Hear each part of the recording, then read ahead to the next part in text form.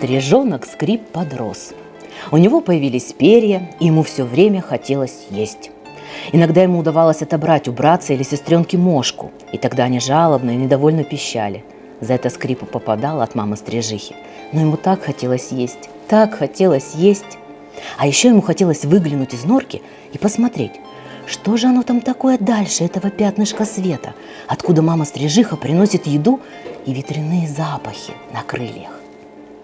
Пополз Стрижонок Скрип, и чем дальше он полз, перебирая слабыми лапками, тем больше и ярче делался свет. Боязно.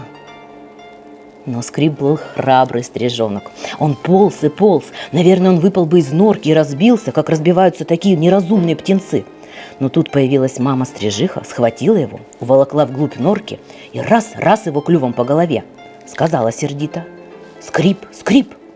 И еще по голове, и еще по голове. Очень рассердилась мама Стрижиха, очень сильно била Скрипа. Должно быть, там, за норкой, опасно, раз мама Стрижиха так волнуется. Конечно, откуда Скрипу было знать, сколько врагов у маленьких проворных стрижей? Сидит на вершине березы страшный быстрый сокол и подстерегает их. Скоком, прыгом подходит к норкам клюватая ворона. Тихо ползет меж камней черная гадюка. Побольше подрос Скрип, догадываться об этом стал.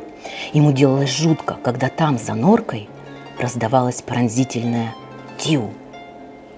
Тогда мама Стрижиха бросала все, даже мошку или каплю воды, и тоже, крикнув грозное «тиу», мчалась из норки. И все стрижи с криком «тиу» высыпали из норок и набрасывались на врага. Пусть этот враг хоть сокол, хоть коршун, хоть кто, пусть он хоть 100 раз больше стрижей. Они все равно не боялись его. Дружно налетали стрижи, все как один. Коршун и ворона скорее убирались в лес, а гадюка пряталась под камень и со страху шипела.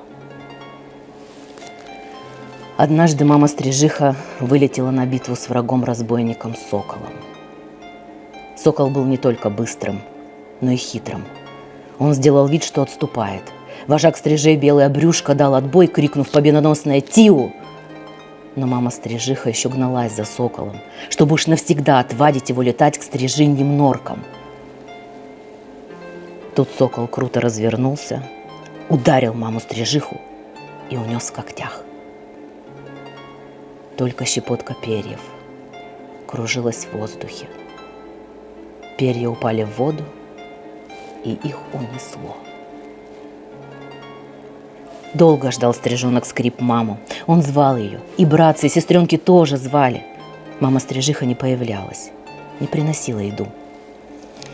Потускнело пятнышко света. Настала ночь. Утихло все на реке. Утихли стрижи и стрижата, пригретые папами и мамами. И только Скрип был с братьями и сестрами без мамы. Сбились в кучу стрижата. Холодно, без мамы голодно. Видно, пропадать придется. Но Скрип еще не знал, какой дружный народ стрижи. Ночью к ним нырнул вожак Белая Брюшка, пощекотал птенцов клювом, обнял их крыльями, и они пригрелись, уснули. А когда рассвело, в норку к Скрипу наведалась соседка Стрижиха и принесла большого комара. Потом залетали еще стрижи и стрижихи и приносили еду и капли воды. А на ночь к осиротевшим стрижатам снова прилетел вожак Белая Брюшка. Выросли стрижата, не пропали. Пришла пора покидать им родную норку, как говорят, становиться на крыло, самим добывать себе пищу и строить свой дом. Это было радостно и жутко. Скрип помнит, как появился в норке вожак Белая Брюшка. Вместо того, чтобы дать ему мошку или капельку, он ухватил Скрипа за шиворот и поволок из норки.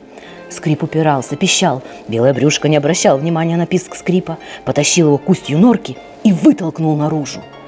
Но что было делать Скрипу? Не падать же! Он растопырил крылья и полетел. И тут на него набросились все стрижи, старые, молодые, все-все, и погнали его от норки всей стаи навстречу ветру, навстречу ослепительному солнцу. «Скрип! Скрип!» – испуганно закричал стрижонок, захлебнувшись ветром, и увидел под собой воду. «Скрип! Скрип! А если я упаду?» С ужасом подумал он. Но стрижи не давали ему упасть. Они гоняли его кругами над водой, над берегом, над лесом. Потом крики стрижей остались позади. Свист крыльев и гомон птичий угасли. И тут стрижонок Скрип с удивлением увидел, что он уже сам, один, летает над рекой. И от этого сделалось так радостно, что он взмыл высоко-высоко и крикнул оттуда солнцу, реке, всему миру: «Скрип!» И закружился над рекой, над берегом, над лесом. Даже в облако один раз залетел, но там ему не понравилось, темновато и одиноко. Он спикировал вниз и заскользил над водою, чуть не касаясь ее брюшком. Хорошо жить, хорошо, когда сам умеешь летать. Скрип, скрип. А потом Скрип и сам стал помогать стрижам, вытаскивал из норок стрижат и тоже гнал их над рекой вместе со всеми стрижами и кричал: «Скрип, Скрип, держи его, догоняй!»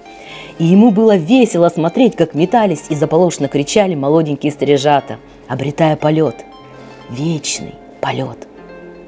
Скрип много съел в этот день мошек, много выпил воды, ел и пил он жадно, потому что стрижи всегда в движении, всегда в полете, и оттого надо им все время есть и все время пить. День кончился. Он еще раз плюхнулся белым брюшком на воду, схватил капельку воды, отряхнулся и поспешил к своей норке. Но найти ее не смог, ведь снаружи он никогда не видел свою норку. А сейчас все норки казались ему одинаковыми. Норок много. Разве их различишь? Скрип сунулся в одну норку — не пускают. В другую — не пускают. Все стрижиные дома заняты. Что же делать? Не ночевать же на берегу. На берегу страшно. В норке лучше. И Скрип начал делать свою норку. Выскребал глину остренькими когтями, выклевывал ее и уносил к воде. Снова возвратился к яру и опять клевал, скреб, а в землю подался чуть-чуть. Устал Скрип, есть захотел и решил, что такой норки ему вполне хватит. Он немного покормился над рекой и завалился спать в свою совсем еще неглубокую норку. Неподалеку рыбачили мальчишки. Они пришли к стрижиному яру. Один мальчишка засунул руку в норку и вынул Скрипа. Что только пережил Скрип, пока его держали в руках и поглаживали. Ему казалось громадными пальцами. Но ничего, попались ребятишки хорошие, выпустили Скрипа. Он полетел над рекой и со страху крикнул: «Тиу!» Все стрижи высыпали из норок. Глядят, никого нет. Ребятишки уже ушли, сокол не летает. Чуть было не побили стрижи Скрипа, но пожалели, молодой еще. Тут понял Скрип, что в маленькой норке не житье, и принялся снова работать. Он так много раз подлетал к своей норке, чтобы унести глину, так пробивался вглубь яра, что норку эту отличал уже ото всех. Как-то опять пришли мальчишки, засунули руку, чтобы вытащить Скрипа, а достать не могут. Скрип вертел головою и, должно быть, насмешливо думал: «Шалишь, братцы-мальчишки, и вообще совесть надо иметь». Хорошо, спокойно жилось в своей норке. Теперь Скрип наедался и напивался досыта, сделался стремительным и сильным.